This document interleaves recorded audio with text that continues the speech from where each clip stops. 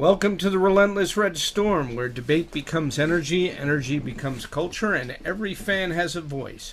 I'm Jason Safford, and alongside my partner in the storm, Derrel Jazz Johnson, we bring you the pulse of New York, the pride of St. John's, and the relentless heartbeat of Redstorm Nation.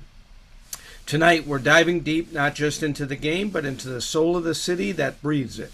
Because here in New York, fandom isn't just passion, it's identity. And when that first whistle blows, you're not just watching, you're part of the storm. Let's debate, let's connect, let's get relentless. All right, Derrel. So, last night, St. John's comes back with a fury in Hinkle Fieldhouse and brings the energy, the closing power, and really the overall commitment to will themselves to win this game. Well, it was a game, Patino said on Saturday, uh, our backs are against the wall. They played like it in the second half. Um, we've seen this team put up some stinkers in the second half. Most recently on Saturday. Um, that did not happen last night. The team, after being tied, St. John's ended up winning by 14, so they had a stellar uh, second half. It was a game that they needed to win. I still don't think there's must-win games in January, but it was a game that they needed to win, and they did win, but it does not take the stench away from the loss on uh, Saturday. I think one of the biggest developments in this game, and I have been hard on him all season. Dylan Darling did not play, and we talked about it the last podcast. Rick Pitino, at least three times during the post-game press conference on Saturday, talked about that foul of the three-point shooter late in the game that swung the tide to Providence's favor. It's something that cannot happen. Uh, Darling only took one shot, I believe. That's something that cannot happen. And consequently, for his offensive and defensive flaws, he was benched. And I think a big key to this team being the best that it can be is realizing we have to do the best that we can. And if we uh, grab this mid-major point guard that we thought would be able to play in the Big East, and he's showing us that he can't play, or he needs to earn minutes on the floor to play further down the line. And that started last night, and I thought that was a good move, not only for the team, but for Darling himself. I'd love to see him get back on the floor and play well. Um, but after a horrendous game on Saturday, I have no issues with him being benched yesterday. Ian Jackson didn't have the greatest game. But again, from a talent perspective, you need to, in my opinion, you need to have him on the court. He was yesterday. I like the addition of Mitchell in the starting lineup. And this is something we've talked about on the pod before. He's a defensive force. He's an athletic force. He led the team in rebounding yesterday. Um, Rebounding is still a problem, especially on the defensive end. But Dylan Mitchell came into the starting lineup. He led the team in defense, in rebounding. He's a defensive force, and I think that helped get the team off to a good start. It's interesting. You talked about Dylan Darling. Patino played 9 guys yesterday, and a big part of that choice was exactly as you identified the switch in the starting lineup. So he went bigger, bringing in Dylan Mitchell, playing Isaiah Sellers and Ian Jackson, and starting. And something that you had requested was that Ian Jackson get more minutes. He got 22. You're right. He didn't necessarily have the best game, but an important factor was he only had one turnover. St. John's as a team only had 5 turnovers, which was by far and away their best performance this season in terms of ball security. They had 16 assists against those 5 turnovers, so that's really good. They lost the competition in terms of rebounding, only having 28 to Butler's 34.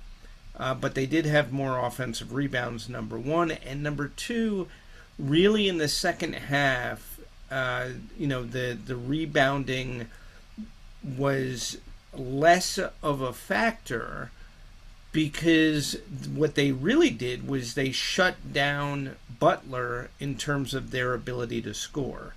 So Butler went 24 for 48, of which the second half they went 11 for 24.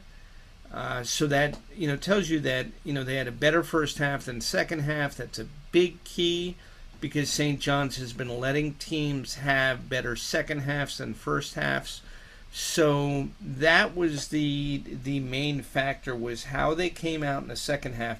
And I have to segue here to the fact that the first half was a very gritty first half in which St. John's overcame several deficits to wind up tied at the half on a Ruben Prey three-pointer, which was very, very nicely set up by Patino. So credit to him with that timeout right before the half to set up that shot. But to your point, again, you had Dylan Mitchell starting.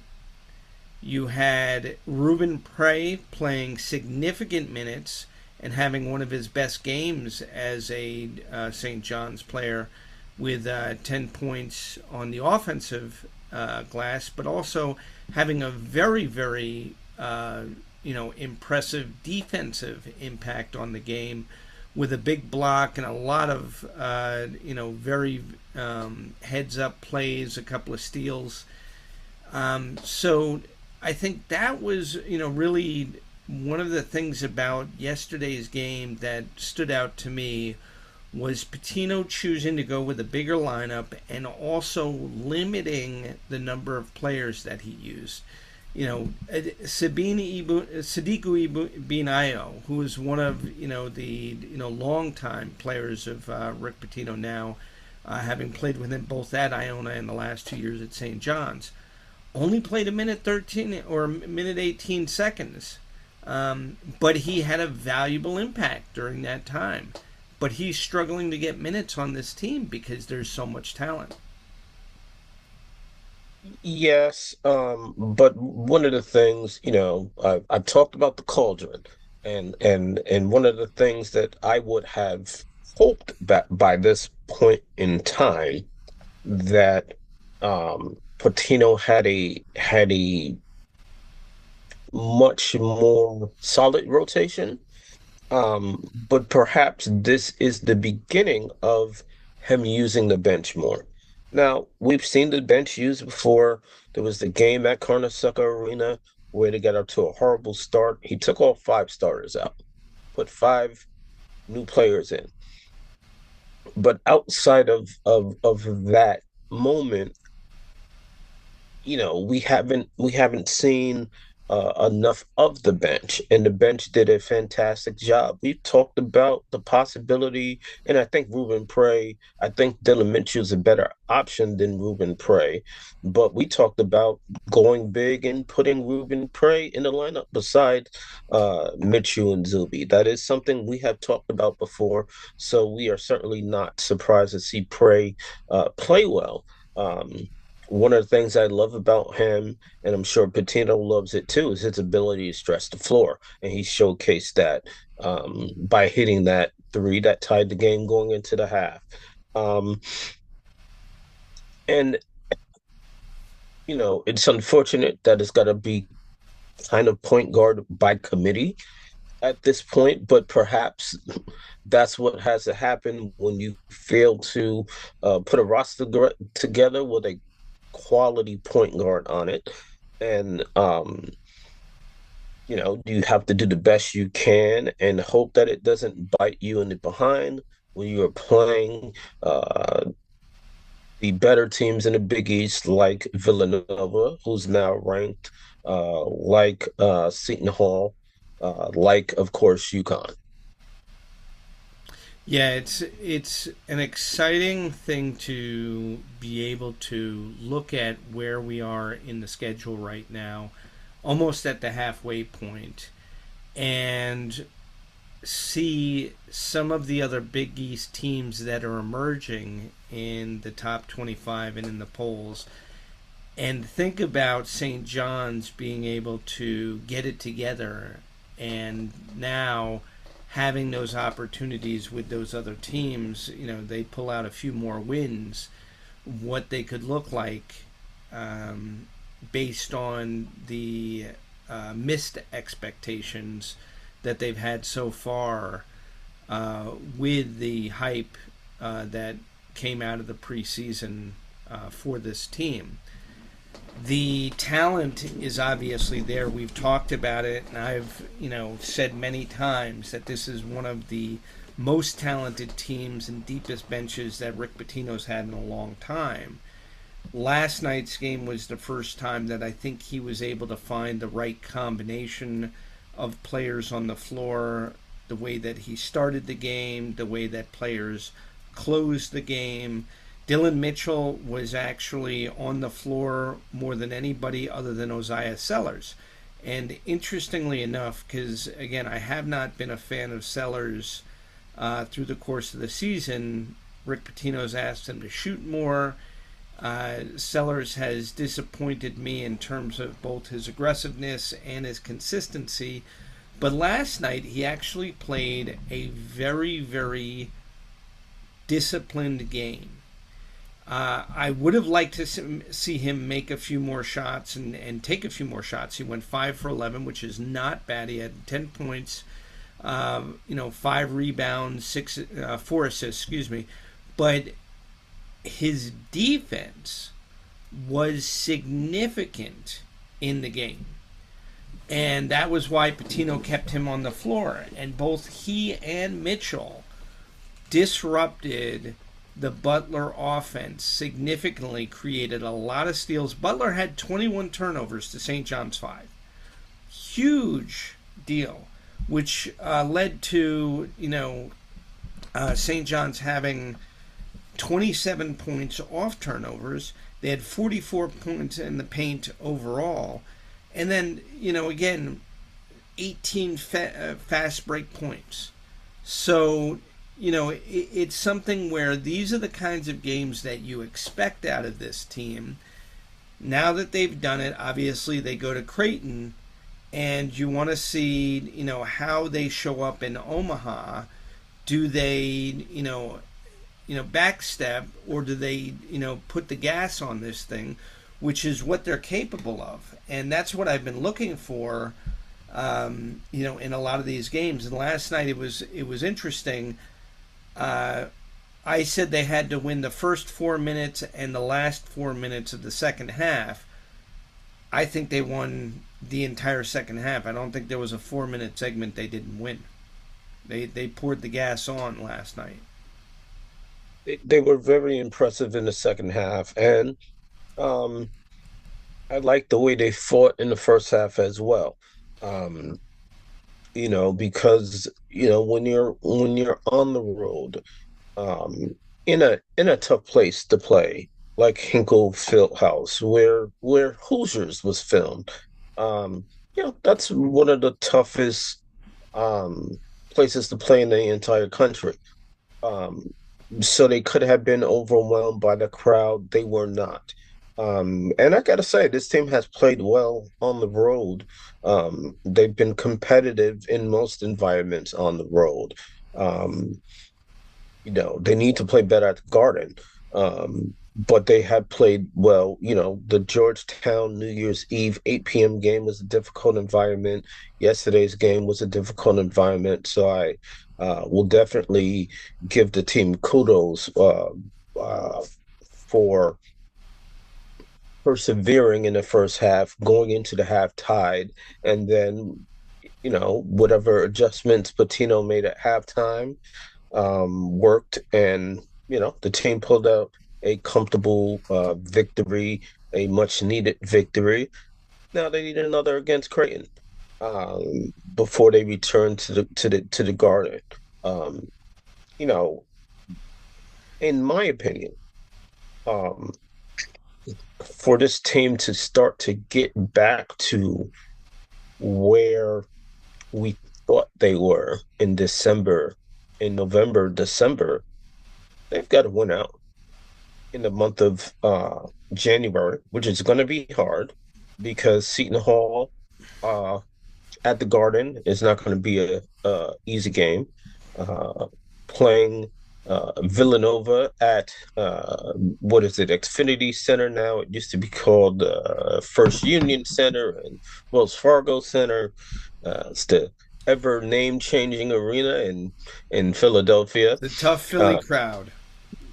in the tough Philadelphia crowd, though I think easy trip. There certainly will be some Johnny fans down there, I'm sure.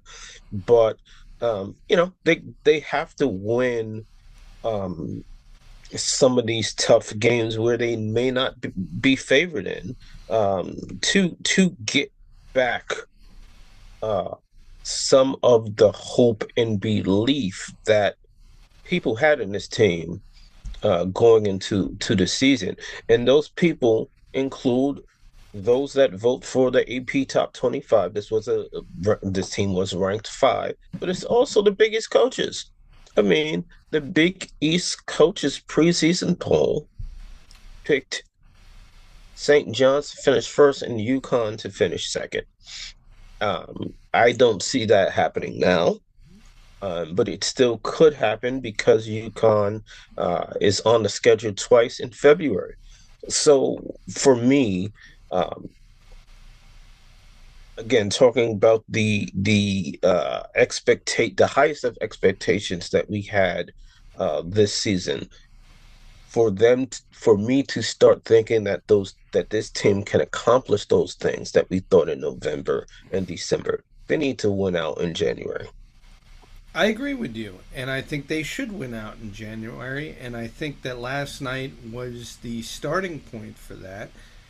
Again, I think they expected that they were going to win out in January, including Providence, and I think that was the shock.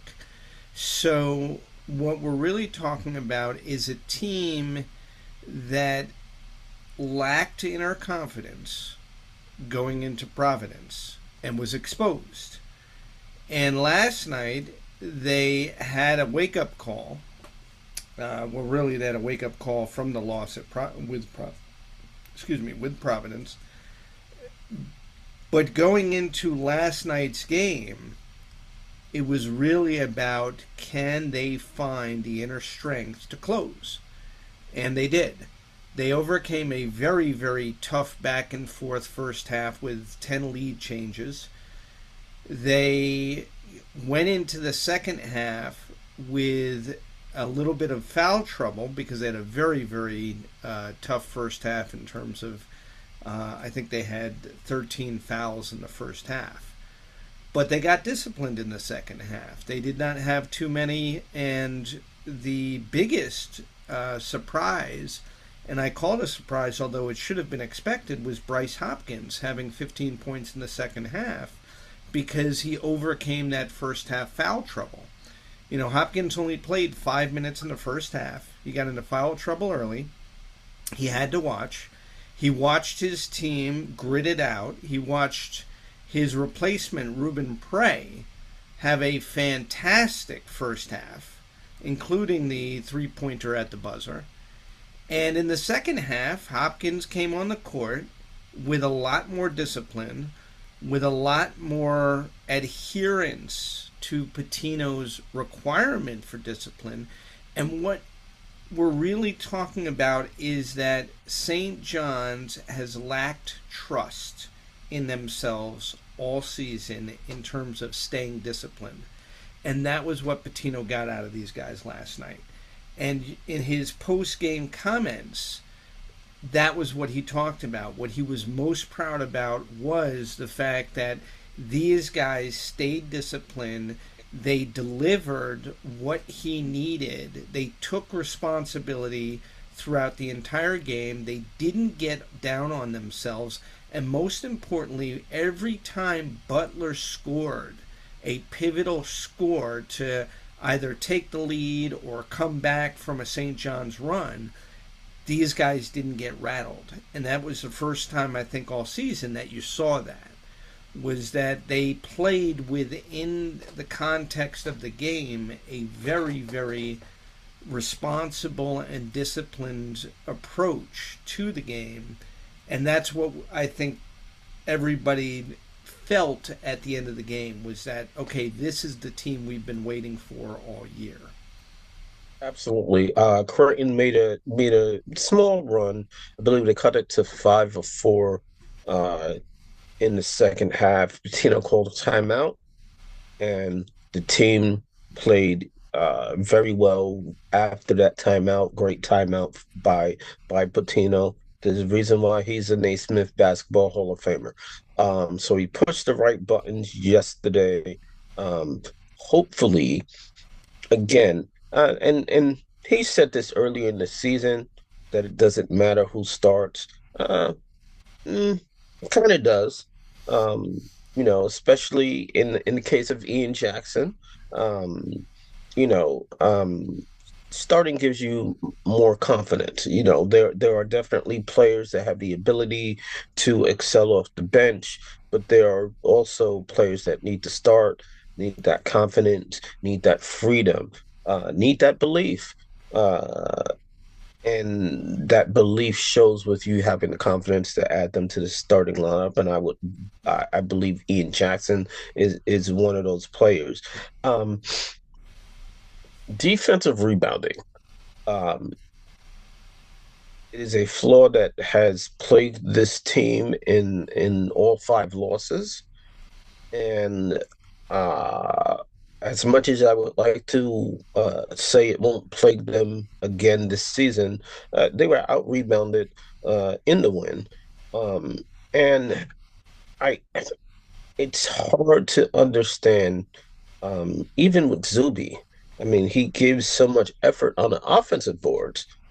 Uh, I don't understand why the effort is not the same on the defensive boards. Um, and that is certainly in addition to, you know, the lack of guard play, um, are the two biggest Achilles heels of this team. And I would say to this point in the season, neither has been corrected. Dylan Mitchell I do believe, did help putting him in the starting lineup, and it showed. He led the team in rebounding yesterday, but Subi's got to do better, particularly on the defensive boards. And I don't know what it's going to take for um, him to get that message that he has to dominate defensively, rebounding the ball.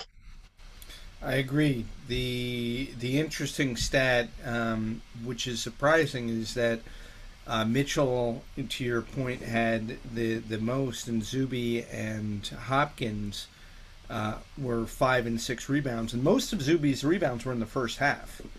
That's the other piece of this, is that in the second half, which is no fault of Zuby, in a great degree, but he set the tone early, and then in the second half, the rest of his players picked it up. So you saw other guys getting involved. The thing that I'll say about the defensive rebounding, not just that it's a weakness, but it's an opportunity to become a strength the more that these guys buy in games like last night. And here's what I mean. The difference in the rebounding that I saw last night was that the guards were much more active on the loose balls. So the rebounds that Butler did get which also their offensive rebounds were mostly in the first half because Ajayi got into trouble. But those rebounds that they did get on the offensive glass were off of very difficult shots in which the player had a guard in his face or a hand in his face and took a shot, and the ball caromed one way or the other, and the expected bounce of the ball was the challenge, and that that's always the key, is that if the ball has a normal rebound which is close to the basket, you would expect the St. John's players have boxed out. And last night you saw a lot more bodies in the paint, and St. John's scored 44 in the paint, which is a good sign, because that's where the majority of their points should come from. The key that I think going forward, and we're going to see against Creighton how they respond, is if they can play a little bit more inside out. If their outside shooting gets hot with their inside performance, Hopkins and Ejiofor both having good inside games, they could have a much more offensive powered game against Creighton, and really it could get exciting.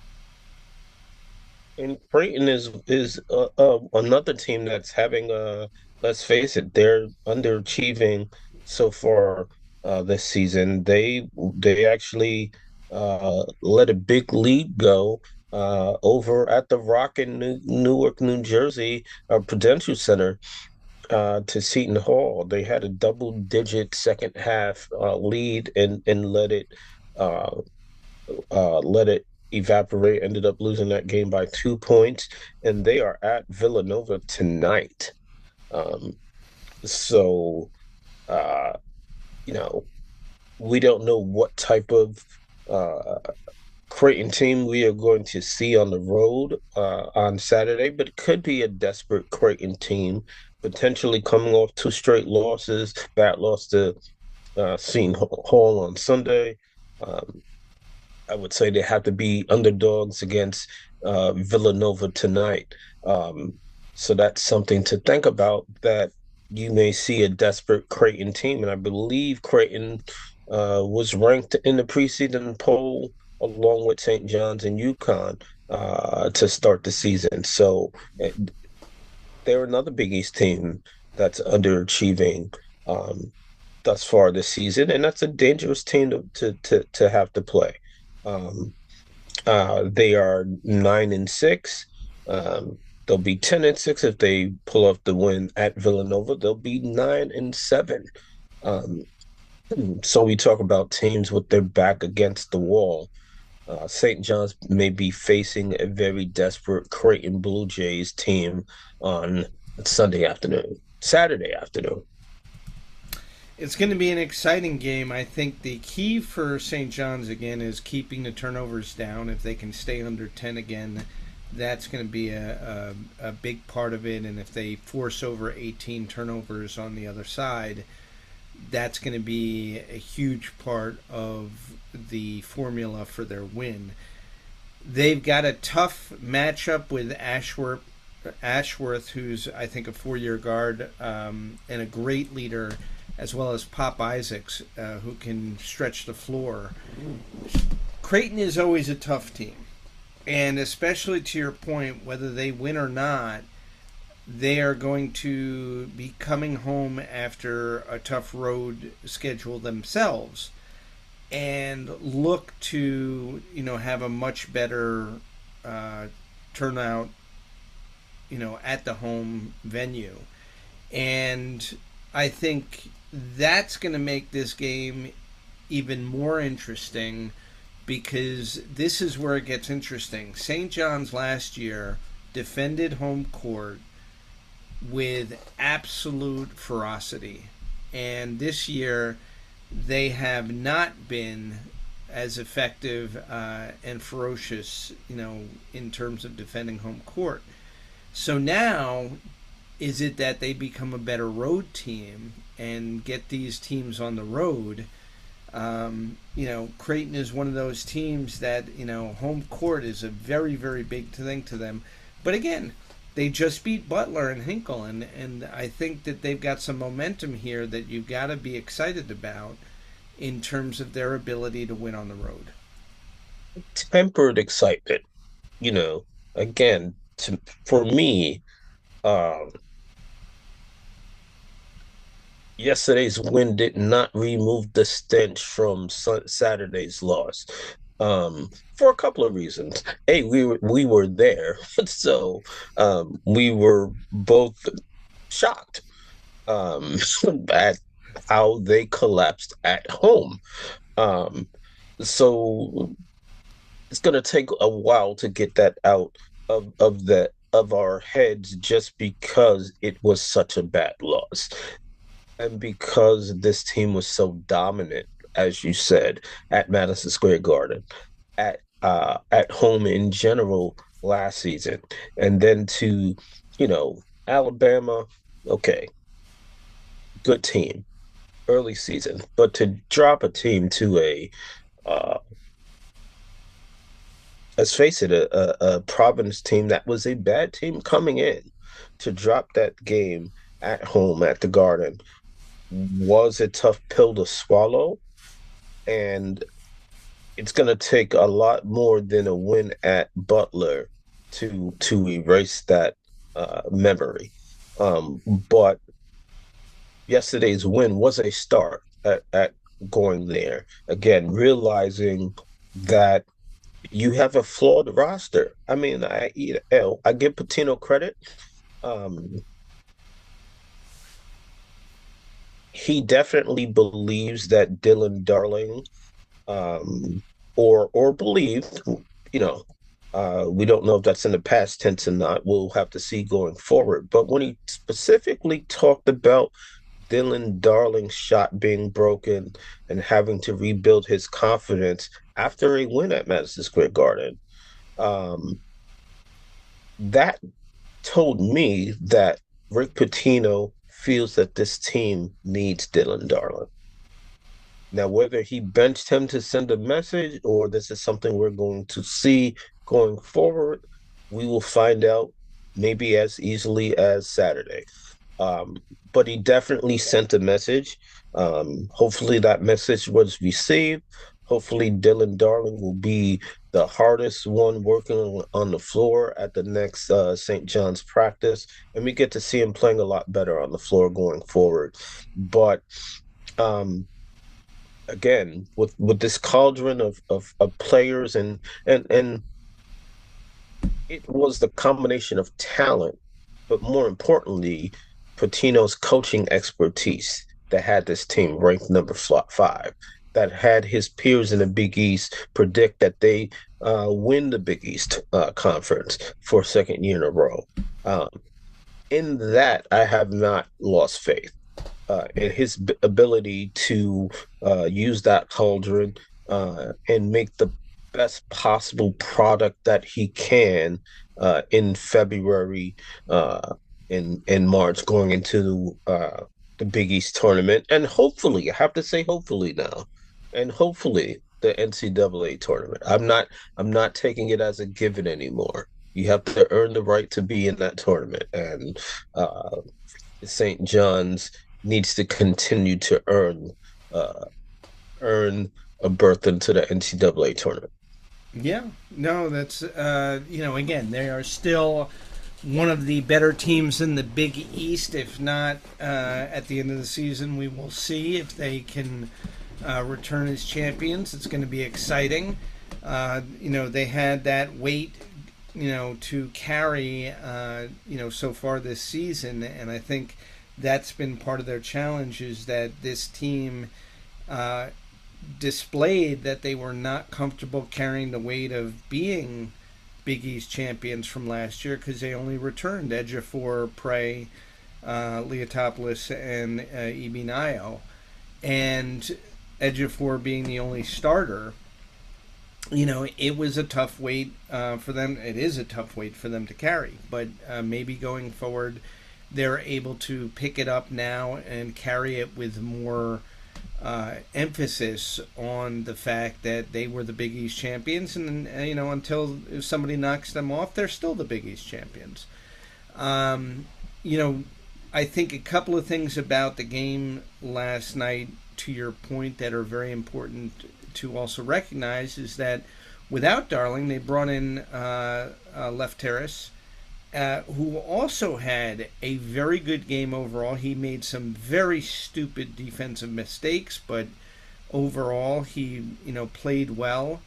Was very good, confident scoring. Had some big shots that he knocked down when he got the ball, and again, I think he's earning his minutes and justifying his time. Prey obviously is the most underrated player on the team in terms of what he contributes, and to your point, how he can stretch the offense and defense of teams. And the the fact that Hopkins had a strong second half, the fact that Sellers had a strong second half, the fact that Sannon showed up in the second half. These are all very positive signs that the team needs to continue and capitalize on over the next several games, and have a run. And if they, show us by the end of January that they can live up to these, expectations that were set in the preseason, February is going to be a very different team. And I think to your point, going into March is the fact that the difference between this year's team and last year's team was that this year's team has the expectations. This year's team has the responsibility of being the Big East championships. This year's team has the talent that everybody knows about and has been gunning for, and they now have to realize that the target is on their back and they've got to step up. So last night's game, they stepped up. We'll see how they do against Creighton, and if they can continue, especially in a tough place to play like Omaha, and then they come home and they've got a tough game against Seton Hall, who, to everybody's surprise, except for I think my own, because I said in the preseason that Seton Hall and Georgetown were going to be the big surprises this year. Right now, I'm 1 for 2. But I still think that Georgetown could have a good season if they pick it up, and we'll see. So really, I think the key for St. John's going forward, to your point, is to continue to focus on the discipline on the defensive glass, and otherwise digging in. Having defensive games like they did last night. Last night they had their best defensive, in the second half, a 95.5 rating in terms of points to possession, and that's something to really be able to hang your hat on going into the next game. Is to have a top defensive performance on the road in Hinkle. Definitely, I'm not sure if I gave Lefty his props, but 10 points off the bench. Two players scored a double figures off the bench. Both Leo Topoulos and Ruben Prey had 10 points off the bench. And it is easier to overlook poor defensive mistakes when you score 10 points in 18 minutes on 4 of 8 shooting, including knocking down 2 3-pointers like Leotopoulos did last week, as opposed to committing a horrendous foul of a 3-point shooter, uh, you know, um, like my man Dylan Darling did. And again, let's hope that Darling is the hardest worker at the next practice, and Patino does have a plan for him off the bench going forward. But if not, let's see uh, Lefty get more minutes off the bench and see what he can do. One thing you can see on the basketball court, the kid does not lack confidence. And that's good. And that's what Patino wants to see. Yeah, wish Oziah Sellers had more of that Leotopoulos confidence because Sellers can't shoot the ball. He just needs to shoot more. Absolutely. And the final point I think I'll make before I let you have the closing word is that the confidence that Ejiofor has displayed really since the beginning of December when they came home after that tough Las Vegas trip. Ejiofor came back and established himself as a defensive presence, had 20 blocks in 3 games, and then transitioned now into a much more complete player in the last 3 games, where Georgetown, Providence, and now Butler, he has been the establishing factor in the first half. The difference is, obviously in the second half, does the rest of the team pick up the load and carry it with him? They did last night, and if that can give them more confidence going, forward, that's where guys like Sellers and Sannon and Darling, being new to the team, really have to grow, because it is the middle of the season now. This is where a lot of these games make the difference in terms of the season. I think that Ejiofor has not only been rock solid all season, but he's really grown over this last month, and it's exciting to see how he is really becoming the more dominant version that we expected in the beginning of the season. And you said it best. You've said it best in many episodes, but you said it best at the beginning of the season. We don't want them peaking now. We want them peaking in March, and that's what I think we're beginning to see leaks of. And the only thing I need out of Zuby, and he is having good preseason Big East Player of the Year. He was Big East Player of the Week, so he certainly could be headed towards a second straight. Towards St. John's could be headed towards a second straight Big East Player of the Year. R.J. Lewis won it last year. Um, Less turnovers. We did see that from Zuby yesterday after 7 on Saturday. More defensive rebounds. I do want him to bring some of the intensity that he brings to the offensive boards to the defensive boards. We film this podcast every Wednesday morning. Um, I'd like to see St. John's get victories over Creighton on Saturday, and we'll be at the game on Tuesday at the Garden when they play Marquette. Um, that will certainly make me, probably you two, warm and fuzzy when we talk next Wednesday, talking about tough games at Villanova and then Seton Hall at the Garden. Um, I think it obviously is possible for them to run the table, um, but it's got to start with taking care of business, something they did not do Saturday against Providence. So they must take care of business at Creighton and against Marquette at home on Tuesday. So let's see this team shore up the deficiencies. If it's point guard by committee, so be it. Let's get better on the defensive boards.